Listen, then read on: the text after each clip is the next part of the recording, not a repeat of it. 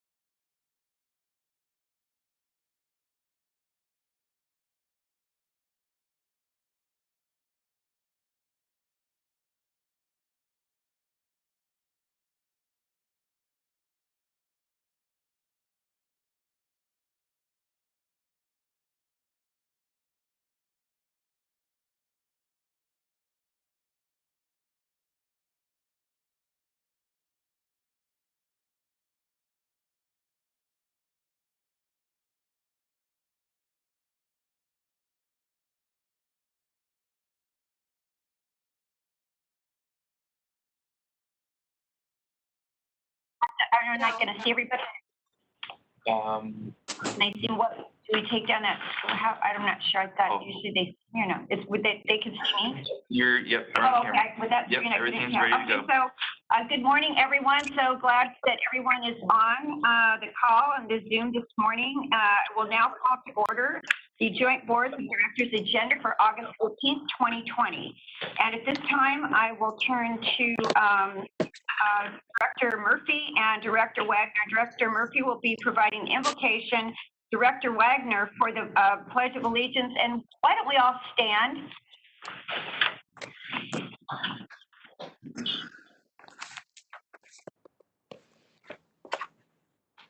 Are you ready, Chairman Shea?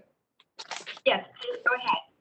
Thanks. If you would all take a moment and join me in prayer. Dear Lord, we recognize you today and always as the ruler of all people and all things. We thank you today for those who lead us locally, regionally, and nationally. Touch the hearts of our leadership and ourselves and protect those who dutifully serve to those who to protect our freedoms both here and around the world. Then please empower us to serve. Grant us the wisdom to deliberate with your guidance and let your will be done in and through us, we humbly pray. Amen. Amen. Amen.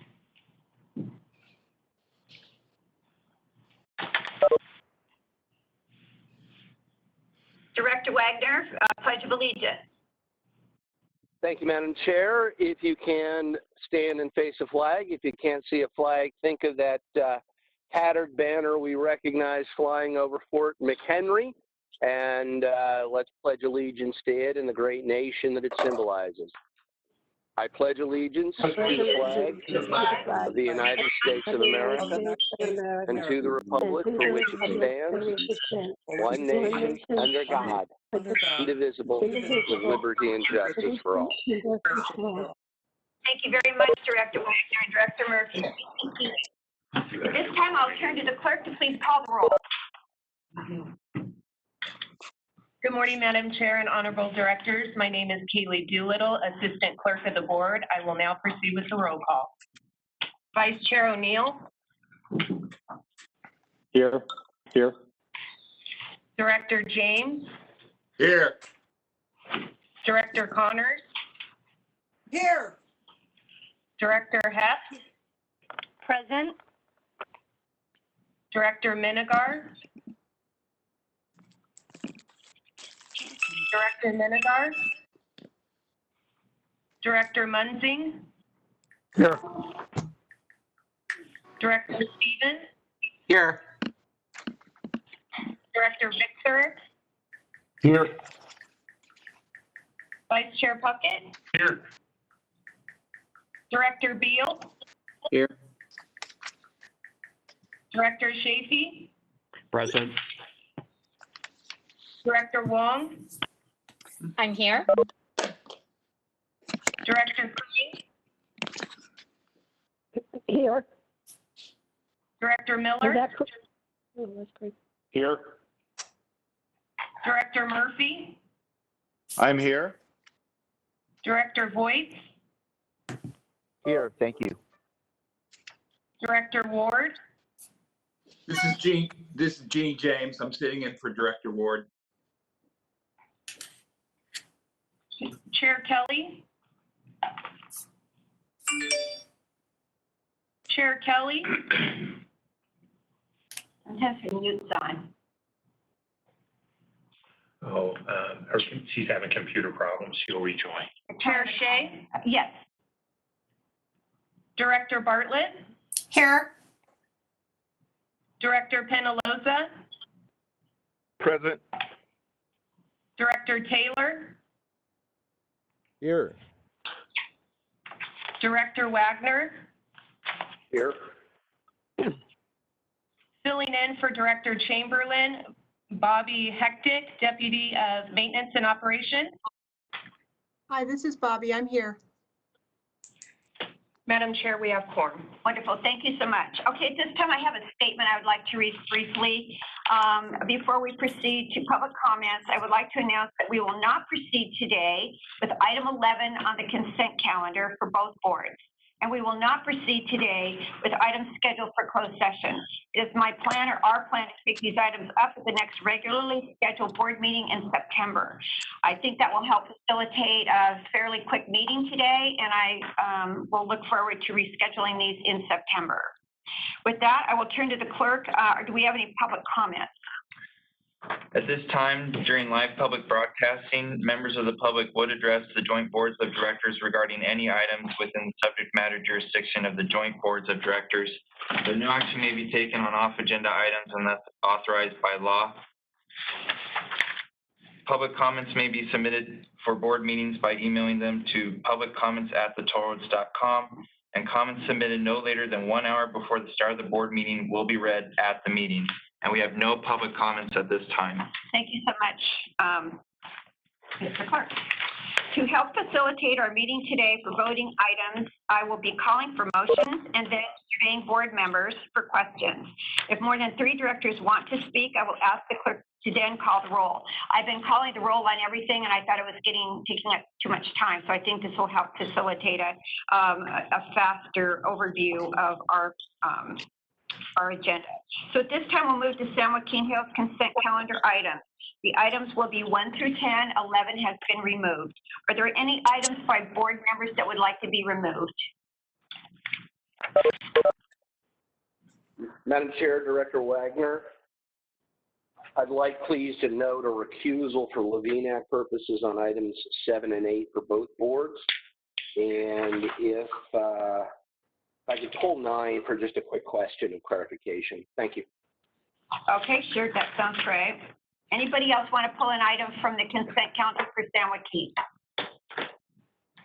If not, can I have a motion to remove the remainder of the consent calendar? So moved. Director Heft? Trish Kelly seconds. There's been a motion by Director Heft, a second by Director Kelly. So glad you're back on board with us. Is there any discussion? If not, clerk, will you please call the roll? Yes. Chair Kelly?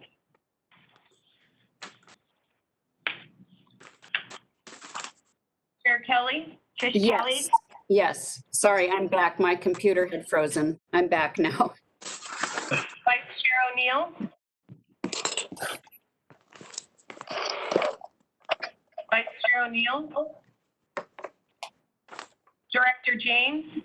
Aye. This is Director O'Neill. Bartlett?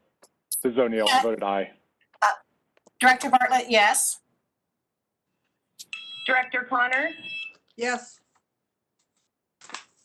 Director Heft? Aye. Director Minigar?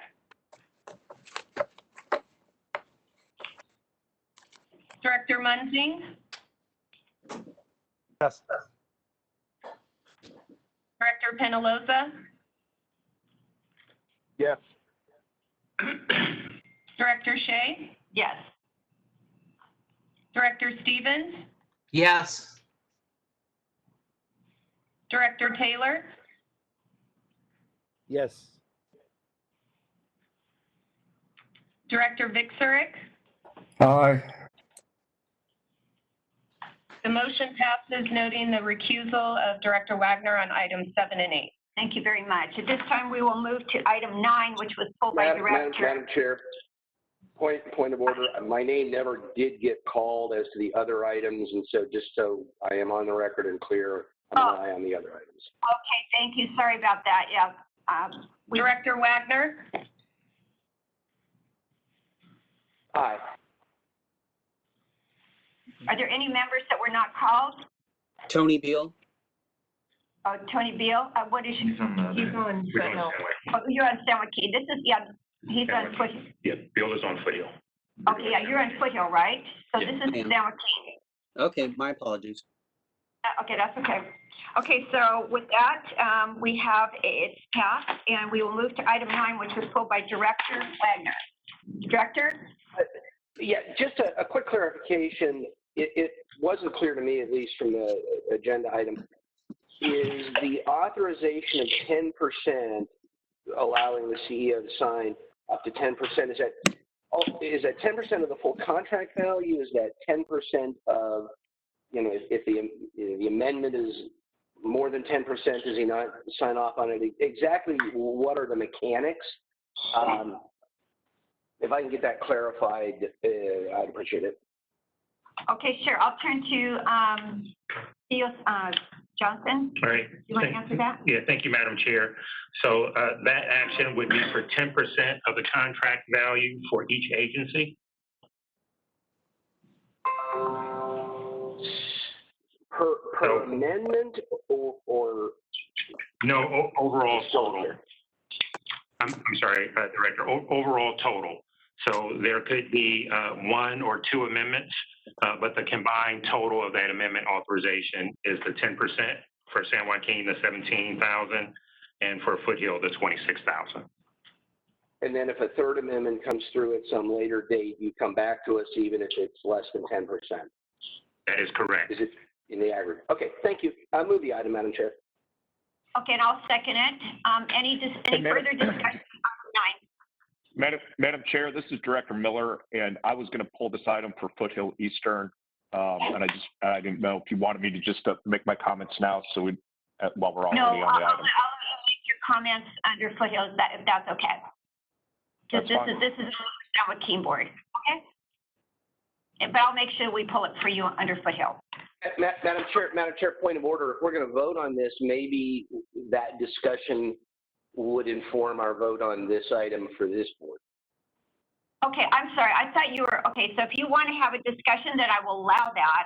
But I just didn't know if you were intending to vote on it because you're not on the board. No, Are we allowed to? No, I'm not going to vote on it. I just thought it's basically a joint item and you're taking it individually, but I wanted to make some comments about this item. And if you want me to wait. No, go ahead. If we want to facilitate the discussion now, because one question was asked, that is fine. George Joseph confirmed that we could do that. And then we will just take that information. We get to Foothill. If anybody wants to add anything else, then we won't have to get into that discussion again. So go ahead. Sure. So I wanted to talk about what happened at this item at Full Ops. And it was brought to our attention, and as you can see in the staff report, there was a respondent that came in at about half the cost of CyberGuard, the group that we're looking at issuing this PO to, or this contract to. And I asked the question, why were they half the cost? And we don't really have a vehicle to reach out to our respondents, especially something like this. This is a technology issue where they have an algorithm that's going to go out and try to penetrate our network. That's what this is all about. And there are people out there that are working on new algorithms that work faster, they're more efficient, and they could save us money. But we never asked that question. And we need to have a process in which we can do that. I mean, this is $230,000 in savings. It's half the contract cost. And when I asked that question, the response was very clear that they had never asked it. They were just saying, in our experience, that this didn't meet the need. And I said, well, we don't do this every day. These are organizations that this is what they do for a living, and they do make improvements. So I'm not saying what we did was wrong.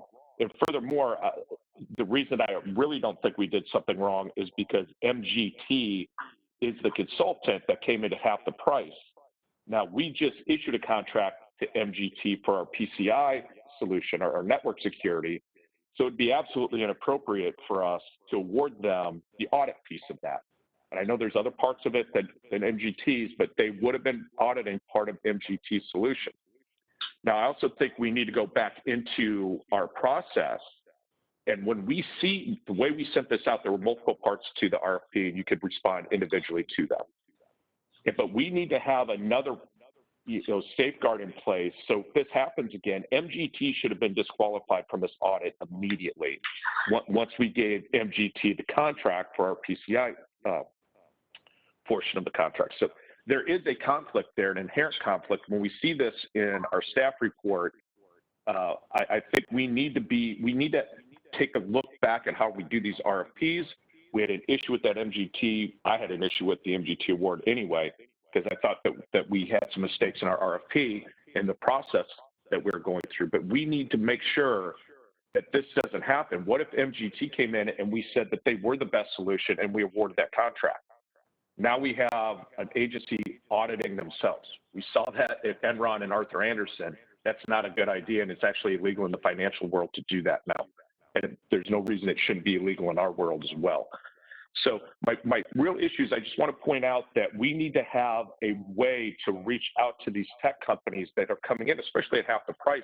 Are you doing something different that we're not aware of? And get the response to that, and also make sure that we don't have an inherent conflict between these auditors and some of our other contracts. Other than that, I agree with this, and I'm glad that we did this. I don't have to pull it now on Foothill Eastern, but I just want to make those comments. Thank you. Okay, well, actually, it does facilitate the education to every board member that's going to vote on this, so that's fine. It works out well. Okay, so right now we do have this item on we have a motion by Director Wagner. Did we get a second? That was my second. Is there any further discussion? Okay, clerk, could we have a roll call, please? Thank you, Joe. Yes, Chair Kelly, Yes. Vice Chair O'Neill, Yes. Director James,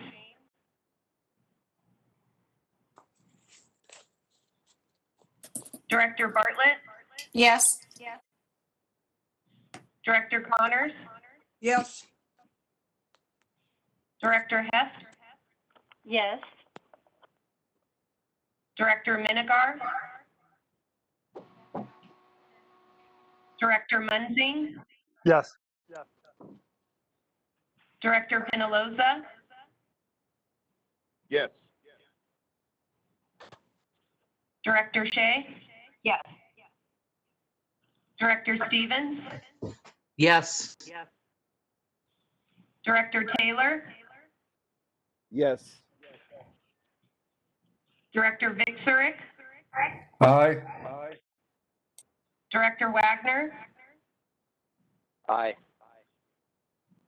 Director James. I couldn't unmute. Aye. Motion passes.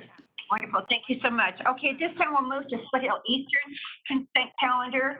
These are items 1 and 2, 4 through 12, with item 11 has been removed. So, JP moves. excuse me? JP moves. Oh, you made a motion. Madam Chair? Yes, so we have a motion. Madam Chair, Yes. this is Peggy. I have a point of If we can clarification, and I couldn't unmute fast enough before you took the vote for San Joaquin, but this is in regards to the item that Director Miller was talking about with the contract, Director Wong, which is what Director Wong. I believe is item number 9. Director Is Wong, it, we have yes. a motion, and I'm waiting for a second, and then we can talk to these items. Since no one Okay, seems I to can want to second. call. I'd be happy to second. Sorry. Yeah, so if I can just get back to you, what we need to do. Okay, so Director Chafee has made a motion. No one has pulled any item. The second was from me. This is- And have, Madam Chair, this is Director Miller, and I'd like to pull item 4, please, for a quick question. okay, we're going a little fast here. Okay, so first I asked, do any directors want to pull an item? So let's back off of the motion for a moment. So we have an item 4, correct, that's being pulled. Any other items Yes. that need to be pulled? I think Director Wong wanted to comment on item 9. Okay, so I'll pull item 9 for Director Wong. And the remaining of the consent calendar is now been moved by Director Chafee. Is that correct? Yes. Correct. Okay, with that understanding, 4 and 9 will be discussed independently. I've seconded that motion. Let's have a roll call vote for the remainder of the consent calendar approval. Chair Shea, Yes. Vice Chair Puckett, Yes. Director Bartlett, Yes.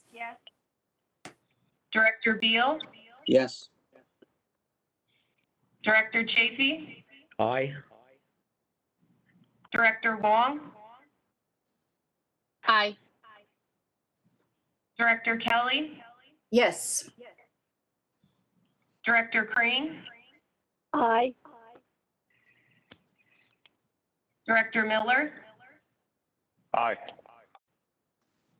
Director Murphy, Aye. Director Penaloza, Yes. Director Taylor, Yes. Director Voigt, Yes. noting the recusal of item 7 and item 8, Director Wagner, Aye. Director Ward. Aye. Motion passes. Okay, the consent calendar, the remaining of the consent calendar passed. So now we have two items. We'll start with item 4. Is that Director Miller? Yes, thank you, Okay. Madam Chair. Sure. I would like to go to attachment 4 on this. I've got a quick question. And it's going to basically be for the CEO, I guess.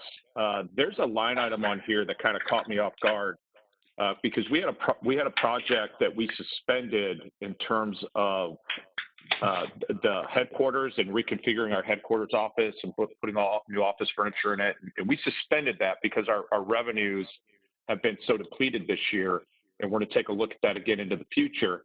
But this one caught me off guard for a couple of reasons. If you look down, it's line item 1.5, office and ergonomic solutions, $7,148 for the CEO's office furniture. Did we buy a bunch of new office furniture? And the second question on that is, why is that only being assigned to the Foothill Eastern Agency? Are we responsible for all office furniture in there? Yeah, go ahead. He only allows Foothill directors to go in his office. Maybe that's.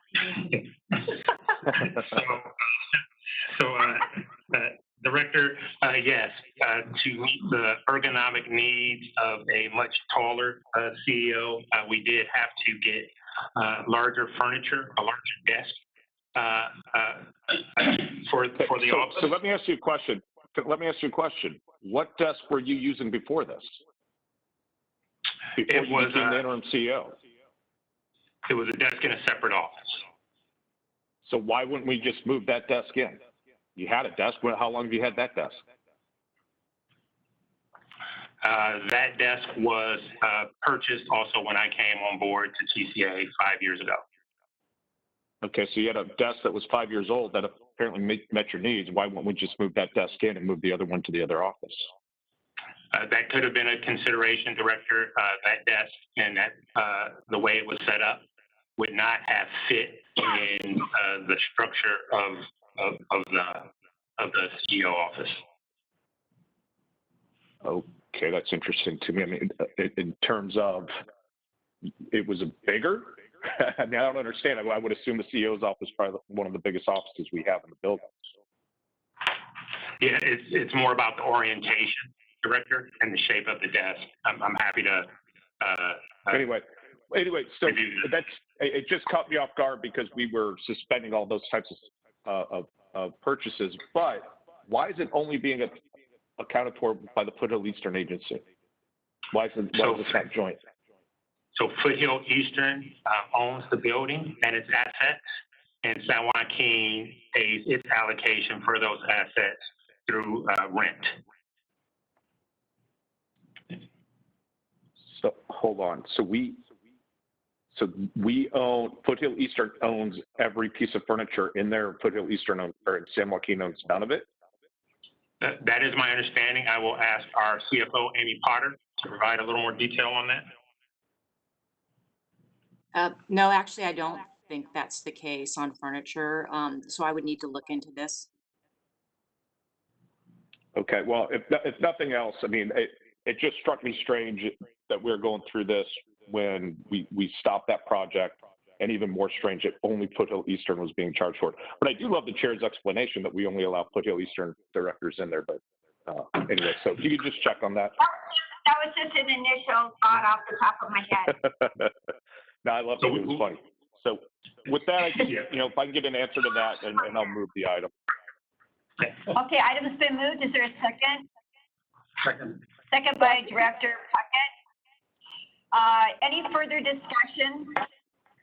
We'll have a roll call vote, please. Chair Shay, Yes. Vice Chair Puckett, Yes. Director Bartlett, Yes. Director Beal. Yes. Director Chafee, Aye. Director Wong, Aye. Director Kelly, Yes. Director Crane, Aye. Director Miller, Aye. Director Murphy, Aye. Director Penaloza, Yes. Director Taylor, Yes. Director Voigt, Yes. Director Wagner, Aye. Alternate James, Aye. motion passes. Thank you. Now we'll go back to more discussion on item 9. We'll turn to Director Wong. I apologize, Chair Sherry. I just wanted a clarification. I couldn't ask earlier that, in terms of procedure, is there a proposal at some point by Director Miller or staff on how to deal with this type of conflict or procedure? I think Director Miller's suggestion is a very good one.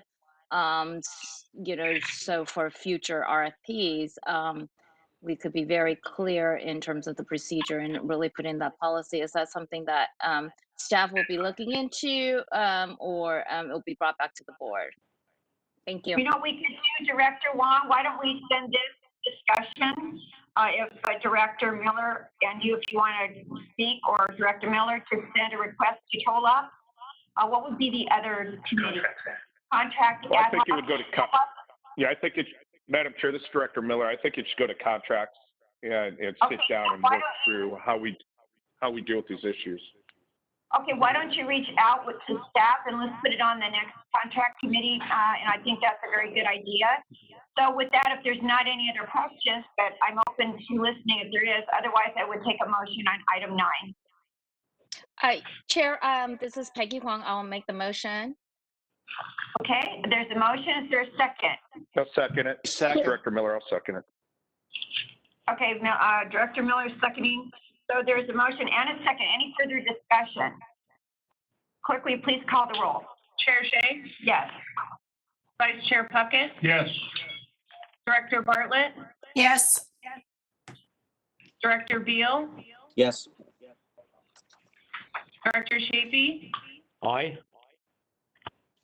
Director Wong, Aye. Director Kelly, Yes. Director Crane, Aye.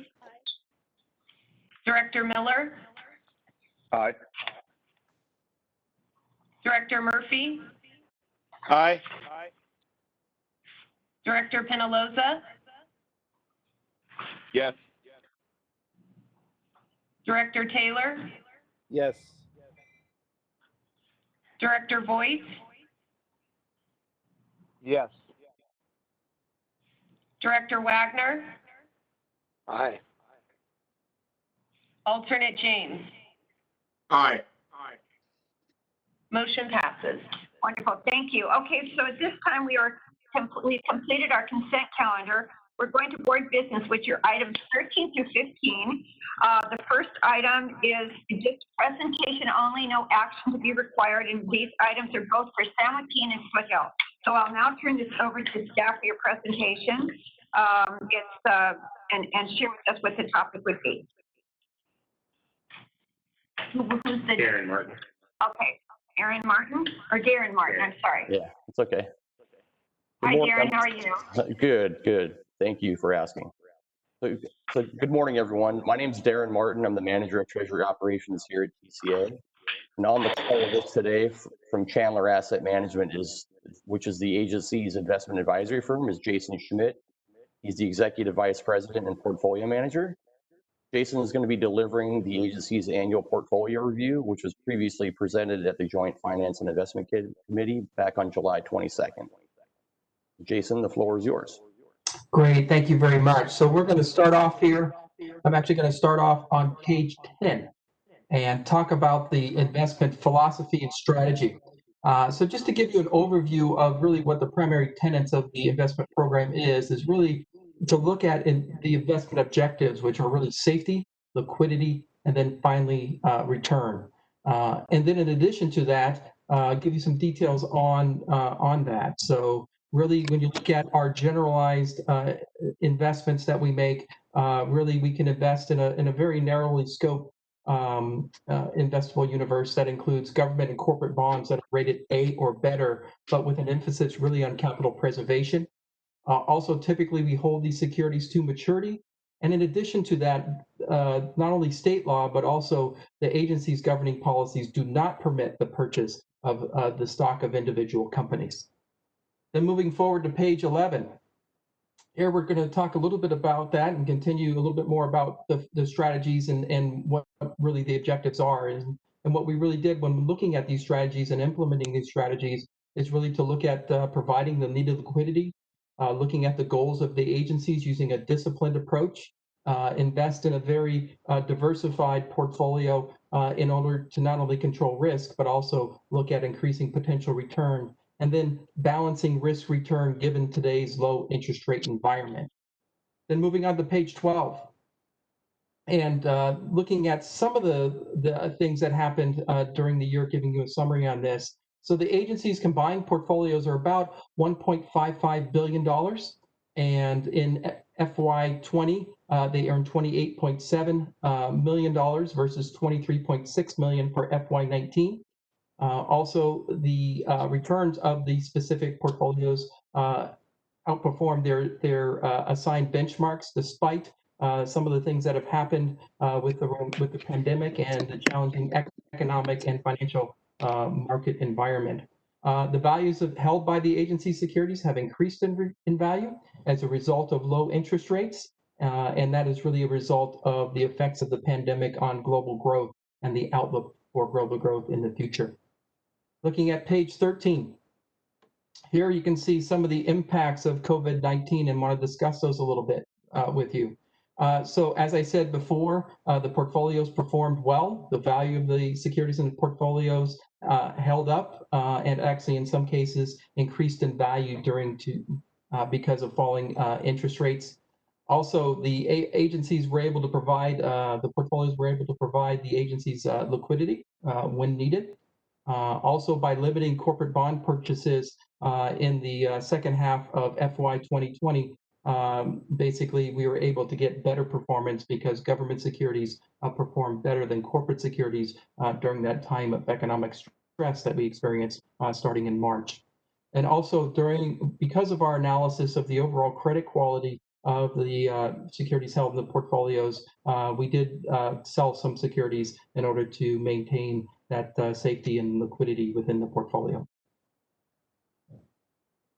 Now let's talk a little bit about what happened in the Foothill Eastern and also San Joaquin portfolios. They're managed very similar to one another, so the highlights are similar also. And so what we saw is really the average book yield decreased in these portfolios due to the sharp decline in interest rates over the last 3 months as a result of really the pandemic. And so for Foothill Eastern, including unrestricted reserves, the book yield decreased from 2.56 to 1.35. And also in the indentured reserves, the book yield decreased from 2.10 to 1.81. And then also in San Joaquin, cash flow including unrestricted reserves, the book yield decreased from 2.40 to 1.66. And in the indentured reserves, the book yield decreased from 2.23 to 1.85. Moving on to page 16.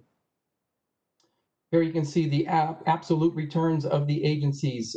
So as I said before, they exceeded that of their benchmarks, and that's really as a result of falling interest rates and just generally the low level of interest rates. So when we look at absolute returns, the Foothill Eastern return in the cash flow included unrestricted reserves, the return was as of June 30, 3.32%.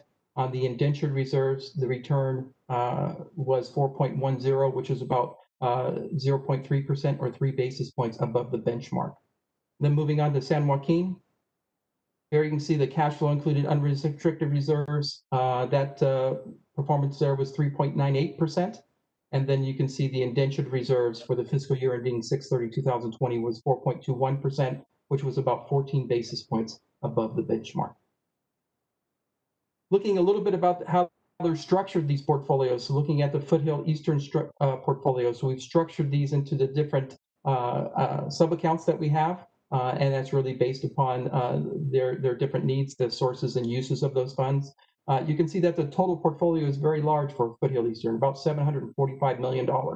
And the majority of that is really held in the indentured reserves, which is about 33% or $248 million. And then the cash flow, including unrestricted reserves, which is about $408 million or 55% of the portfolio. Then moving forward to San Joaquin. Looking at the asset allocation, of Foothill Eastern. So you can see that we are using all the tools in our toolbox that are permitted by the investment policy of the agency, along with other governing documents. And you can see that the majority of the assets here are held in U.S. agency securities, which is about $285 million or 38% of the portfolios, followed by corporate bonds, which were $138 million, almost $139 at 19% of the portfolio, and then U.S. Treasuries at 109% or 15% of the portfolio. Now let's move on to San Joaquin and look at its portfolio structure. So very similar to that of the Foothill Eastern. There are some other categories here, but again, the majority of the funds are really held in two areas. One being the other indentured reserves. So it's about $209 million or 26% of the portfolio. And then in the cash flow included unrestricted reserves, which is about $288 million or 36% of the portfolio. And now all that totals up to about $800 million. So again, a very large portfolio of similar size to that of the Foothill Eastern. Then moving forward, looking at some of the different sectors owned in the portfolio. So again, we have a very similar thing. In what you see here is that U.S. Treasuries make up $404 million or 50% of the portfolio. Agencies make up about $150 million or 19% of the portfolio. And then you have corporate bonds, which make up $101 million or 13% of the portfolio.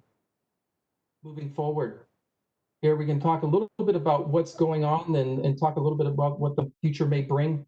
So of course, the future path of interest rates is always uncertain. I mean, this uncertainty really was made clear, especially this year, given the impact of the COVID-19 environment, and that we saw interest rates actually fall this year. And that interest rates coming down was really magnified by the impact of the COVID-19 virus on the overall global economy. We've maintained our disciplined approach. That's how we've been able to achieve the returns that I showed you earlier. And so we're between 90 and 100% of our benchmark duration. And then also when we're looking at the portfolios today, we're really at towards the mid to upper end of that range. And the reason being is the Fed is very unlikely to tighten monetary policy in any way. In fact, many of the programs that are out there today that it's using in order to help the economy and help with the financial markets were actually extended. And so with that in mind, the probability of higher rates in the near term, and that's called a near term within 6 to 12 months, is very unlikely at this point. So that's, we've been really keeping our duration of the benchmark between up towards that upper end of that range. Then moving forward from there, we also want to continue to maintain a diversified portfolio. And we want to look at not only opportunities to increase earnings of the portfolio, but also look at the risks that are involved today. The economy is weaker than it was at this time last year, and there is a recovery that's going on, and there are opportunities that may present themselves. So we will continue to maintain a well-diversified portfolio in order to reduce any of those exposures and minimize those exposures to any one company, just in case they would come under pressure, because profits are definitely under pressure at this time. Also, we'll continue to look for opportunities in higher yielding non-government securities. So as we continue to see some improvement in the economy, we are definitely going to see the winners and losers that are out there as far as corporate bonds. So definitely we'll be looking on that, but we'll be maintaining a very high quality of monitoring these issuers. And if we were to see issuers in the corporate bond market of very high quality, who we believe are making their way through this without any types of potential problems. We will definitely look at those for the portfolio for inclusion. And moving forward. So that concludes my presentation, and I can answer any questions that you may have. Yes, I'll turn to board members. Are there any questions? If not, thank you so very much for your presentation. We very much appreciate it. Thank you very much. So at this point, we will move to item 14, which is the internal audit plan. It's a joint board of directors meeting or discussion. And I will turn to Greg Walker, our manager of internal audit, will go over the program. Good morning, honorable chairs, vice chairs, and directors. I'm Greg Walker, manager of internal audit, and I'll be presenting a very brief overview of the internal audit function and planning process, and then also the, more importantly, the proposed fiscal year 21 audit plan. Next slide, please.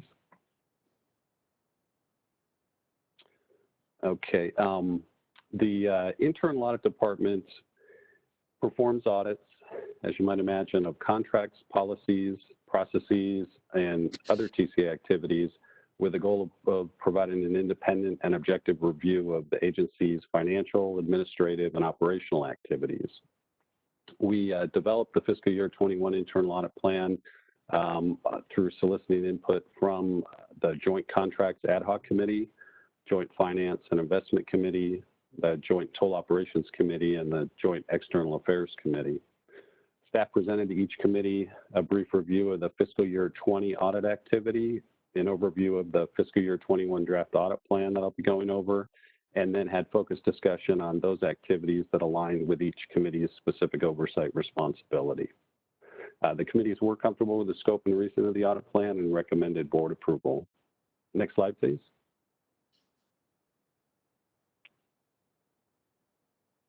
So here you see a summary of the audit activities that are planned for the draft fiscal year 21 audit plan. The first several items in the list are annual or periodic audits and activities that are conducted by the internal audit department pretty much every year. We do follow-up reviews on prior audit findings. We support the external financial statement audit. We also do an independent review of allocation percentages that are used for the annual budget. And then we also do audits of development impact fee collection by our member agencies, and that'll typically consist of anywhere from 7 to 9 member agency audits each year. We also do a regular audits of our transponder inventory and operations. The two audits listed next relate to two of our newest system upgrades at TCA, the Finance Enterprise Accounting System and the TPS Customer Service System. These audits would review access and security for each of those systems. The next activity that we have there supports one of the items on the agenda for approval today, the third-party PCI cybersecurity assessment. And for that, each year we work with the agency's third-party cybersecurity assessor to facilitate their completion of the annual PCI certification that we're required to conduct for credit card processing by the agencies. Also later in the year, we would audit selected PCI requirements in preparation for the annual assessment for the following year. The final two audits listed focus on contracts and the associated procedures and processes related to those contracts. The review of performance-based toll operations contracts will examine contract requirements for certain toll operation vendors with the goal of assessing if the vendor is meeting its contractual requirements regarding its reporting and billing. And then the last audit would be an audit of time materials contracts. Even though it's last on the list, this is one that would be getting started relatively soon. The goal here is to provide reasonable assurance that the agencies are receiving a fair price for the labor, overhead, and profit related to each contract. And this will be a little bit different because this will be an ongoing review. So during the year, we would audit any new time and materials contracts that come before the agencies prior to their notice to proceed. We also would audit samples of invoices over the life of those contracts and then review the contract closeout. And in each instance, we would assess labor rates, overhead rates, hours billed, as well as our internal procedures that govern how we manage those contracts and the invoice processing. And to help us in this, we recently added an additional internal audit resource that does have significant experience auditing these types of time and materials contracts. He's worked extensively with both Caltrans and Sandag. Next slide, please. So that completes the review of the proposed fiscal year 21 audit activities. This slide presents the committee recommendation for both agencies, which is to approve the fiscal year 21 internal audit plan. And that concludes my formal presentation, unless there are any questions. Thank you so much, Greg Walker. And let me just say that we have had this go through several of the committees. So are there any questions of board members of Mr. Walker? If not, is there a motion to move the recommendations? We'll go first to San Joaquin Hills Transportation Board. And is there a motion and a second from San Joaquin? Yeah, motion made by Director Voigt from Lake Forest. Cynthia Connors, I'll second. Hi, Cynthia. I haven't heard from you for a while. Hi. Okay, so we have a motion. Voice is only Foothill. Oh, I'm sorry. That Voigt, you, Director Voigt, you were only, yeah, this is for San Joaquin first. So I need a San Joaquin board. I'll just make the motion. I'll make the motion, and then second by Cynthia Connors. Okay, thanks. Is there any discussion? Let's have a roll call vote. Chair Kelly, Yes. Vice Chair O'Neill, Yes. Director James, Aye. Director Bartlett, Yes. Director Connors, Yes. Director Hess, Director Hess, Yes. Can you hear me? Yes. Director Minigard, Director Munzing, Yes. Director Penaloza, Yes. Director Shea, Yes. Director Stevens, Yes. Director Taylor, Yes. Director Vixerick, Aye. Director Wagner. Aye. Madam Chair, Motion. Scott Voigt, Lake Forest. Aye. Okay, so we're now moving to Foothill Eastern, and we have a motion by Director Voigt. And do we have a second?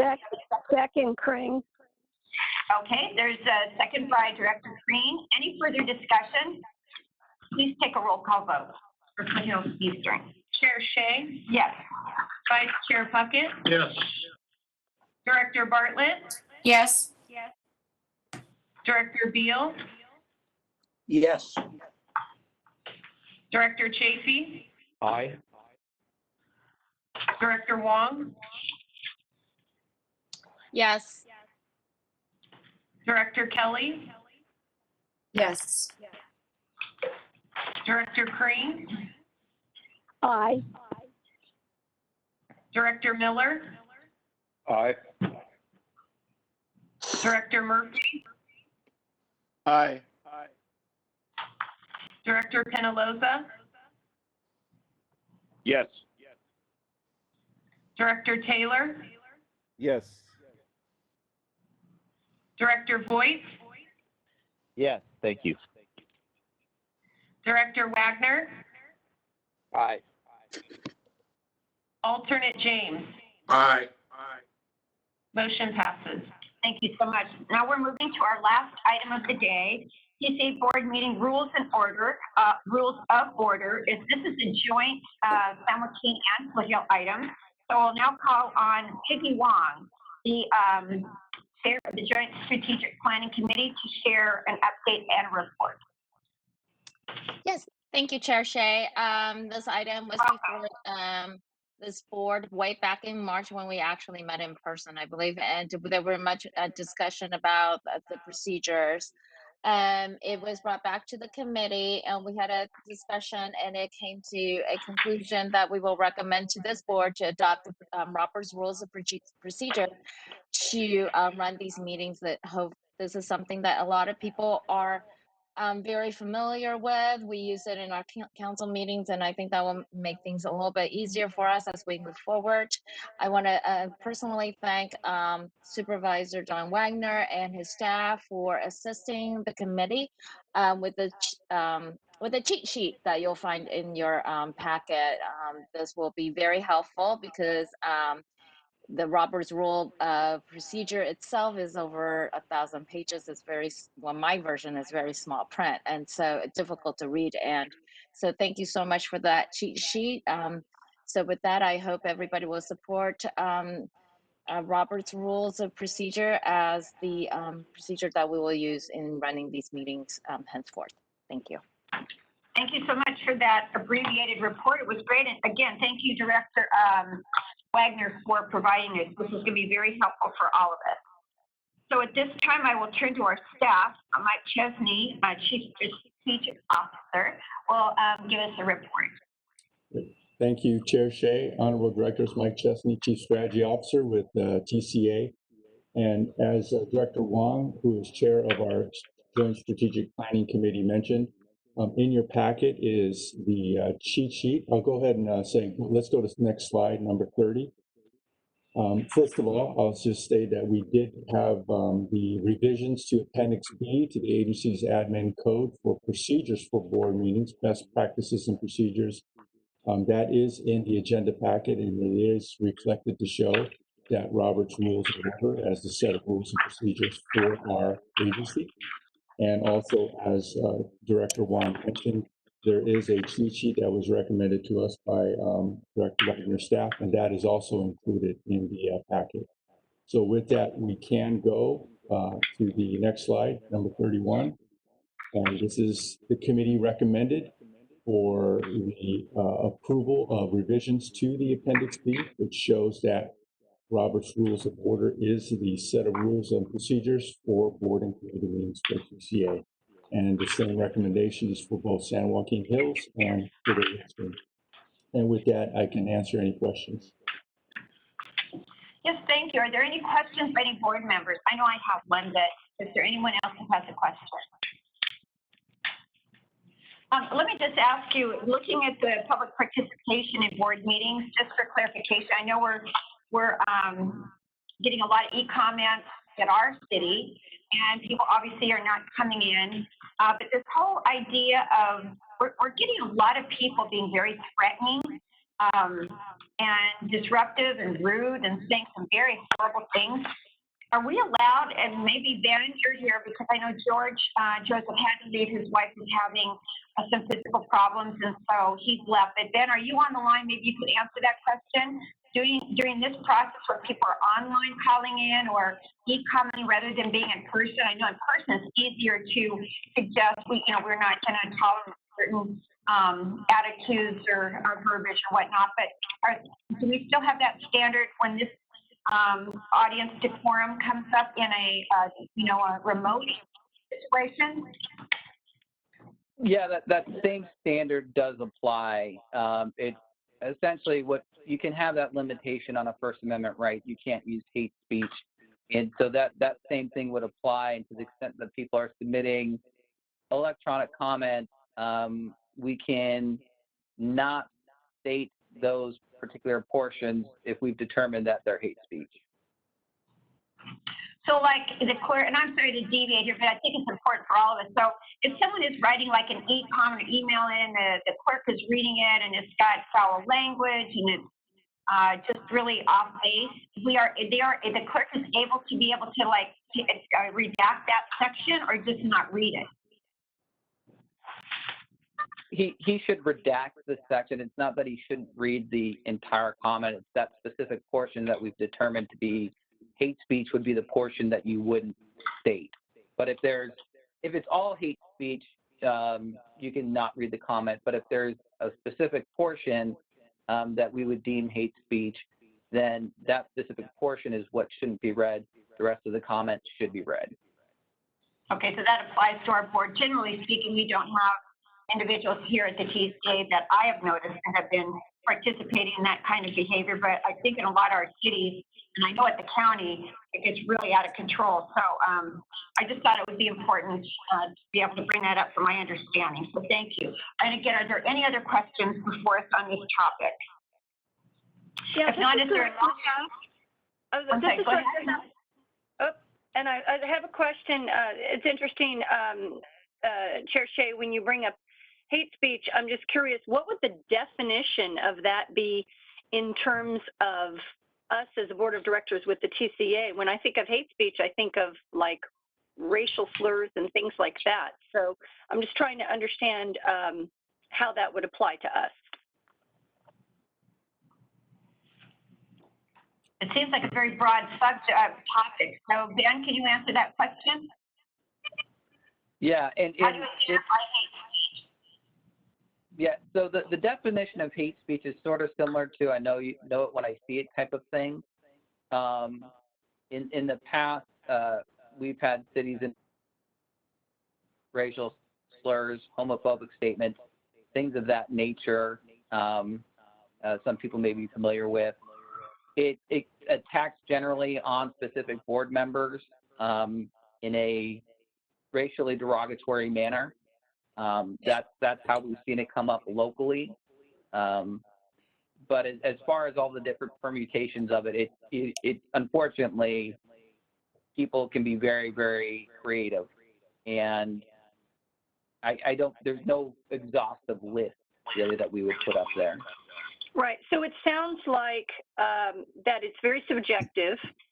And I know just personally speaking, and I'm sure I'd be speaking for other directors, would you say that included in this category would be things when we're called deceitful, corrupt, shady, criminal, all these accusations that are pretty much unfounded?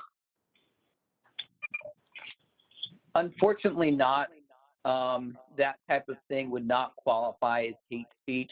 That would be just opinion testimony or opinion statement. The fact that they're not founded wouldn't really be a basis to exclude it. That, again, this is all coming down from the Supreme Court under First Amendment rights. And so it is a pretty high bar in order to qualify as hate speech. Okay, thank you.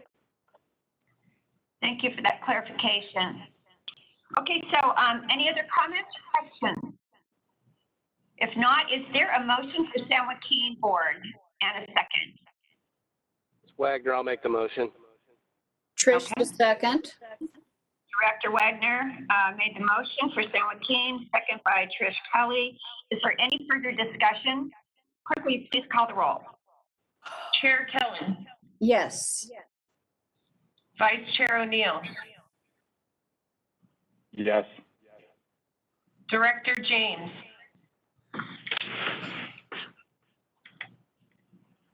Director Bartlett. Yes. Director Connors. Yes. Director Heft. Yes. Director Minigar. Oh, is this political? Yeah, it's a board meeting. Director Munsing. Yes. Director Penaloza. Yes. You have to go through this board first. Director Shea. Yes. Director Stevens. Yes. Director Taylor. Yes. Director Bixerick. Aye. Director Wagner. Aye. Director James. I just saw that. Oh, yeah, I've taken everything she said practically. Motion passes. Thank you. Okay, at this time, I will entertain a motion for Cliff L. Eastern. So moved. There's a motion by I'm sorry, we have a motion by Director Puckett, a second. Green. Wagner, second. By Director Crean. Okay, we have a motion by Puckett, second by Director Crean. Any further discussion for Foothill? Okay, we'll have a roll call vote. Chair Shay? Yes. Vice Chair Puckett? Yes. Director Bartlett? Yes. Director Beal? Yes. Director Chafee? Aye. Director Wong? Yes. Director Kelly? Yes. Director Crane? Aye. Director Miller? Do I need to ask for a motion? Aye. Director Murphy? Aye. Director Penaloza? Yes. Director Taylor? Yes. Director Voigt? Yes. Director Wagner? Aye. Alternate James? Aye. Motion passes. Wonderful. Thank you all so much. Right now, we'll move into public comments. The second portion, are there any public comments? There are no public comments. Okay. This time I'll move to the Chief Executive Officer's report. All right. Thank you, Madam Your Chair. report? Okay, thank you. Yes, I do have a few items just to keep the board up to date on. So first, as we communicated to the board, as some of you may have seen in the press, we had an unfortunate fatality on the Foothill Eastern Roads a few days ago due to a wrong-way driver. Staff is aggressively doing research, and we'll be talking with Caltrans to see what we can do in terms of looking at options which might help mitigate those types of tragedies. We're also making great progress on our major initiatives, such as the upgrade of our financial system, which will go into operation next month, and our new back office system for tolling operations, which is firmly on track to go live later this year. We also recently completed our transition to our new cybersecurity provider, so that went very smoothly, and we are nearing successful completion of our annual PCI audit. Also, for the board's information, for the month of July, which just concluded, transactional toll revenue exceeded our forecast by over 100% for both Foothill Eastern and San Joaquin Hills. This is very positive and a great start, but we should keep in mind that the board's adopted a very conservative revenue forecast, and that the recovery from the economic impacts of the pandemic we are experiencing does still have some uncertainty.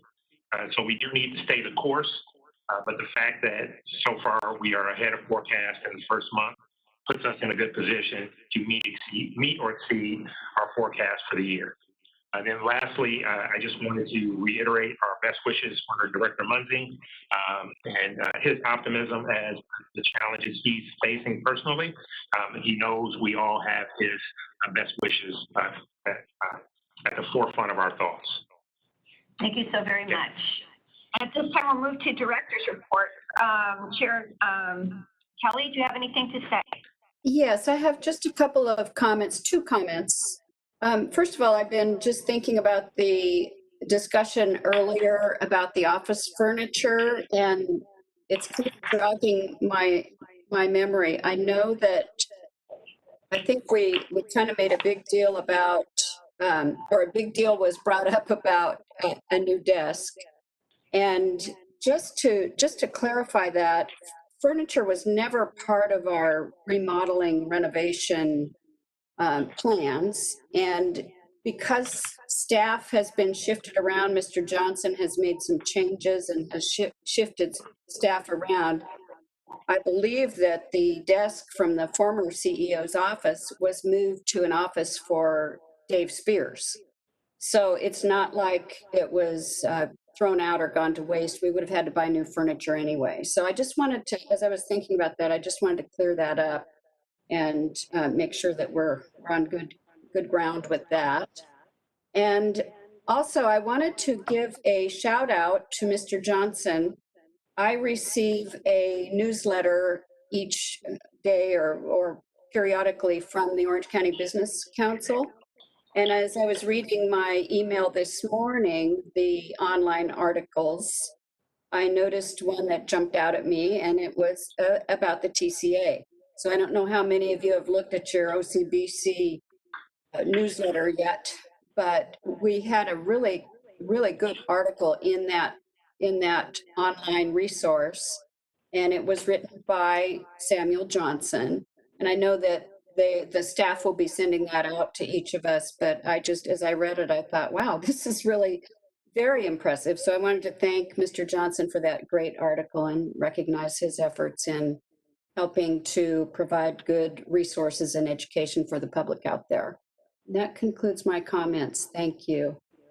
Okay, sure. And I just have one thing I'd like to say to Director Voigt. I heard that your mother passed away, and we just all of us send our deep regrets and just hope that your family is getting through this difficult time. I know that you lost your mother-in-law just recently as well. So just all our care and thoughts and love go out to you. And with that, we will move to adjournment, and we will be meeting again. Madam Chair, this is Director Mueller, and Yes. I just want to make one comment. Chair Kelly's comment regarding that desk should have happened when the item was up, not in comment. So if you want to have discussion about it, that's where it happens, not in director comment. But I will respond to what she said, is that there was furniture involved in that project that was redone, because we were reconfiguring everything. There was going to be all new furniture in that space as well. So my point was, there was a desk that Mr. Johnson was using. He could have reused. Not that the CO's desk was moved to somebody else. That's fine. That was the point. And I think if she wants to have debate about that or discussion about it, it should happen on the item and not director's comments. Thank you. I appreciate that, but you know what, some of these items can be somewhat uncomfortable, and it might be nice to sit down with the CEO and the chairs and discuss it without trying to embarrass people, but that's just my personal feeling. And honestly, she does have a right under director's report, as all of you do. If you missed an item, you forgot to share something, without getting into a debate, we can't get into debates about it, but you certainly have a right to share your thoughts. So anyway, hopefully we can work together well as we move forward. And so we will adjourn now to September 10th. And I'll look forward to seeing everybody on September 10th. Thank you. Thanks, bye.